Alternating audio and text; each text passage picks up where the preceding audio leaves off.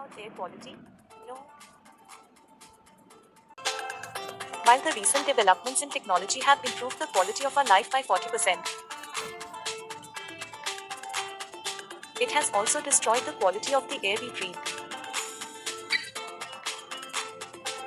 Today, the air in major cities like Beijing and New Delhi are so toxic that even non smokers are getting diagnosed with lung cancer. We are losing 7 million people to air pollution every year. And we can't put our future generation in jeopardy.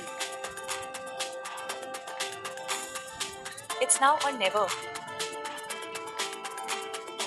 There is still time to turn this around.